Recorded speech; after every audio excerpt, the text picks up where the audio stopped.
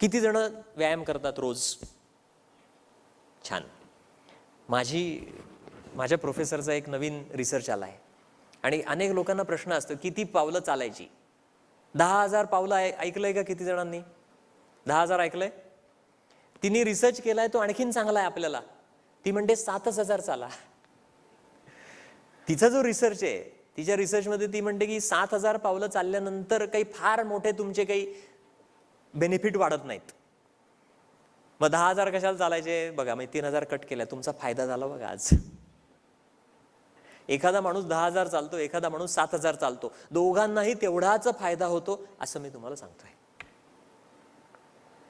काहीतरी फायदा झाला ना मोठा. 3,000 स्टेप वाचवल्या ना, मी 2 किलोमीटर वाचवले तुमचे मी. असो, आता शरीर जे आपल्याला दिलेलं आहे ते वापरलं गेलं पाहिजे. मी व्यायाम केला पाहिजे, चालणं आवश्यक आहे. लोक पळतात, लोक जिममध्ये जातात, लोक सूर्यनमस्कार घालतात, हे सगळं आवश्यक आहे. आहाराने काय होतं, तुमचं जे कॉर्टिझॉल आहे ना ते चांगलं मॅनेज होतं, किंवा तुमचं जे वजन वाढतंय ते कमी करण्यासाठी आहाराचा उपयोग होतो, म्हणजे परत तुमचा स्ट्रेस कमी होतो. चांगला आहार आपण घेतला तर स्ट्रेस कमी होतो. मग चांगला आहार खाऊन समजा बॉसने आपल्याला शिव्या दिल्या तर राग येत नाही, याचा अर्थ झाला. किंवा समजा बॉस काही बोलला तर फार स्ट्रेस येत नाही, ठीक आहे बॉसच हे बोलणार, त्याला बिचारायला असेल ताण, त्यालाही असतोच ना, मी सोडून देणार. आता बघा, हे फार महत्वाचं आहे बरं का, कारण ताण आपण जरी बाहेर ढकलत असलो लोकांवरती, तरी खरा ताण हा आपल्या मनातला आहे. एक गोष्ट सांगतो मी तुम्हाला, आवडेल तुम्हाला. एक सैनिक असतो आणि त्या सैनिकाला पाण्याच्या जवळ गेला की ताण येत असतो. जसं विद्यार्थ्यांना परीक्षेचं नाव ऐकलं की ताण येतो ना विद्यार्थ्यांना परीक्षेचा ताण येतो का नाही, तसं त्याला असतो पाण्याचा, कारण त्याला पोहता येत नसतं, त्याला बुडण्याची भीती वाटत असते. मग तो एकदा त्याला राजा सांगतो की अरे उद्या आपल्याला जायचंय गावाला, तर ते आपण बोटीतनं जायचंय. तर ते बोटीचं नाव ऐकल्यावरती त्याला घाम फुटतो.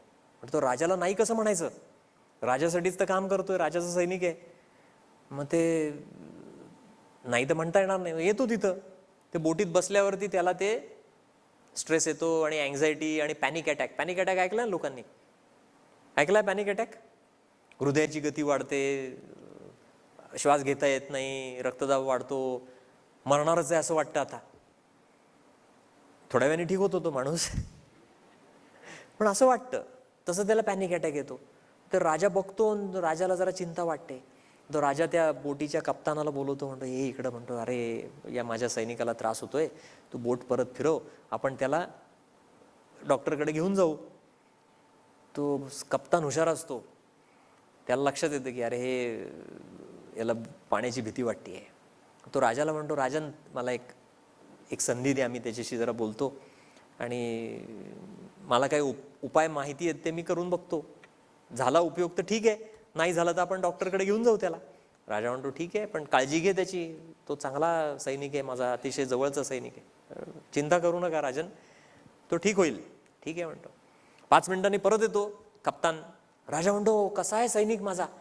कप्तान म्हणतो एकदम मस्त आहे बघा, म्हणतो. तो राजा बघतो तर तो सैनिक बसलेला असतो मस्त बोटीत, काही आरडाओरडा नाही, काही नाही, शांत बसलेला असतो. राजाला आश्चर्य वाटतं, म्हणतो 5 मिनिटात तू त्याला ठीक केलं? तो म्हणतो काय देवाची कृपा. तो म्हणतो नाही तू सांग, म्हणतो काय केलं. नाही म्हणतो राजा जाऊ दे आता, काय कृपा आहे, म्हणतो. नाही तू सांगच. ठीक आहे म्हणे. गेलो त्याच्यापाशी, मग काही नाही, त्याला ढकलून दिलं पाण्यात. ढकलून दिलं पाण्यात? का वेडा काय तू? मग काही नाही, तो बुडायला लागला, त्याला पोहता येत नव्हतं. मग काही नाही, तो पाण्यावरच होता, उचललं त्याला, बोटीत ठेवलं, मग तो शांत झाला. हे असं कसं झालं? तर तो कप्तान सांगतो की अरे राजन, त्याला भीती पाण्याची होती.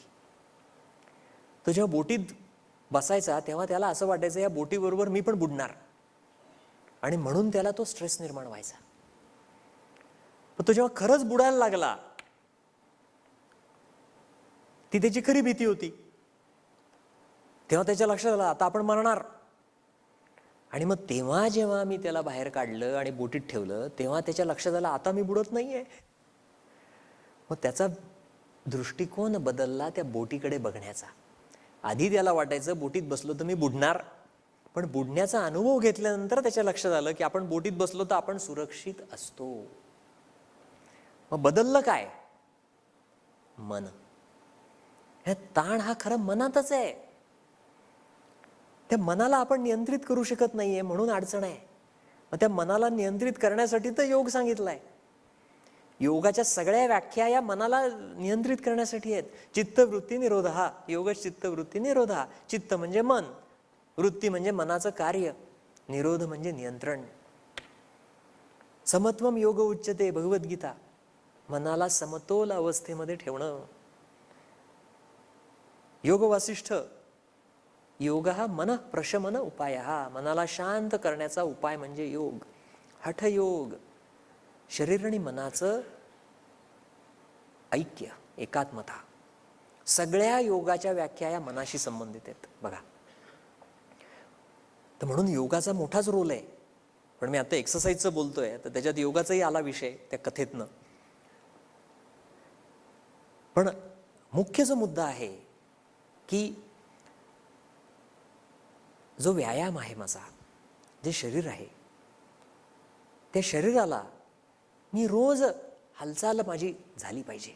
कारण शरीर जर का मी वापरलं नाही तर ते जे शरीरातलं जे कॉर्टिझॉल आहे त्याचं व्यवस्थापन नीट करता येत नाही मला. मी जेव्हा व्यायाम करतो तेव्हा ते जे शरीरातलं जे कॉर्टिझॉल आहे ते शरीर परत ॲब्सॉर्ब करून घेतं. म्हणजे रक्तातनं ते परत ॲब्सॉर्ब होतं. म्हणजे रक्तातल्या कॉर्टिझॉलची लेवल कमी होते व्यायाम केला की. म्हणजे स्ट्रेस कमी झाला का नाही. आणि म्हणून व्यायाम सांगितलाय. चालणं हा एक व्यायाम झाला, पळणं हा दुसरा व्यायाम झाला, जिमला जातो आपण अजून एक प्रकारचा तिसरा व्यायाम झाला, पोहणं अजून एक व्यायाम झाला. आजकाल लोक ते डान्स करायला जातात, तोही एक प्रकारचा व्यायाम आहे. आपल्याकडे पूर्वी नृत्याचे प्रकार होते, तोही व्यायामच आहे. गृहिणी घरात काम करत असतात अखंड, तोही एक व्यायामाचाच प्रकार आहे. आपण जिना चढतो तोही व्यायामाचा प्रकार आहे.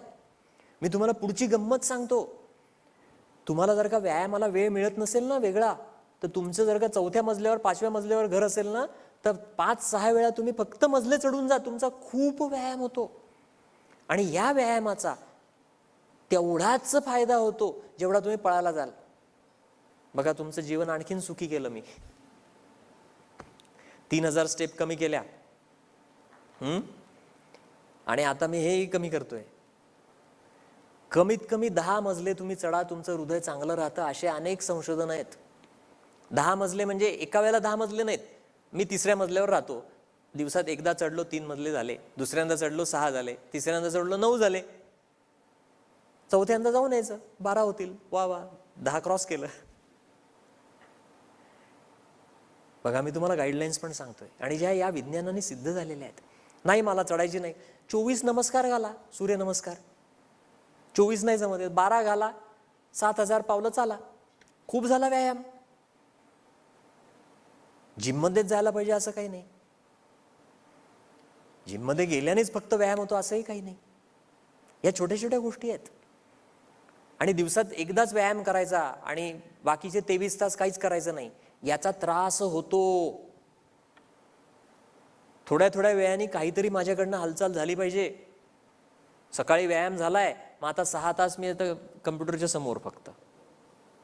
संध्याकाळी घरी आलो की 3 तास टीव्हीच्या समोर, याचा त्रास होतो. म्हणून आजकाल नवीन संशोधनं पण आलेत की दर तासाने थोडंसं चालायला पाहिजे.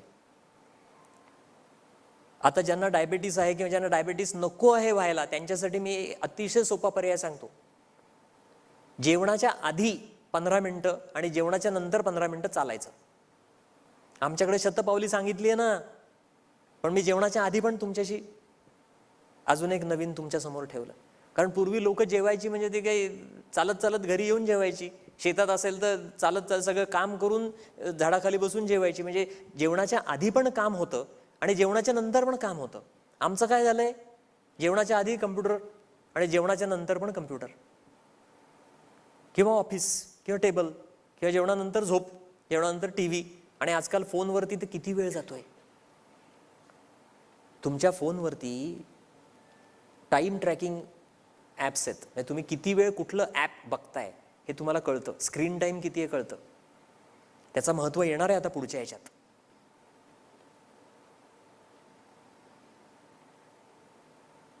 तर त्याच्याबद्दल मी बोलीनच पुढे, पण अजून व्यायामाच्या काही गोष्टी आहेत ज्या मी तुमच्यासमोर सांगणार आहे आणि थांबवणार आहे व्यायामाचा विषय. मग आपण पुढे जाऊ.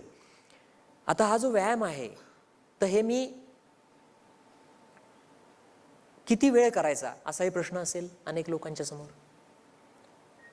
वर्ल्ड हेल्थ ऑर्गनायझेशन WHO काही गाईडलाईन्स दिल्या आहेत आणि त्या गाईडलाईन्समध्ये असं सांगितलं गेलं की रोज अर्धा तास कमीत कमी व्यायाम झाला पाहिजे. मग भले चालणं असेल, अर्धा तास कमीत कमी झालंच पाहिजे.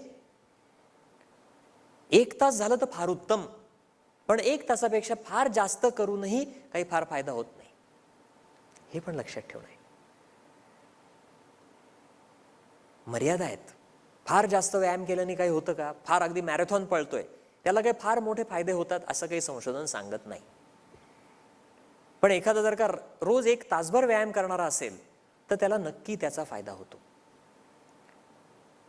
हा झाला व्यायामाचा भाग. आता याच्यापुढे निद्रा आली, झोप. निद्रा पण फार महत्वाची आहे. पूर्वी विज्ञानाला झोपेचं महत्त्व एवढं माहीत नव्हतं. आज लक्षात आलेलं आहे की माझी जर का झोप चांगली नसेल तर पहिला दुष्परिणाम माझ्या शरीरावरती वजन वाढतं. माझ्या शरीरावरती दुसरा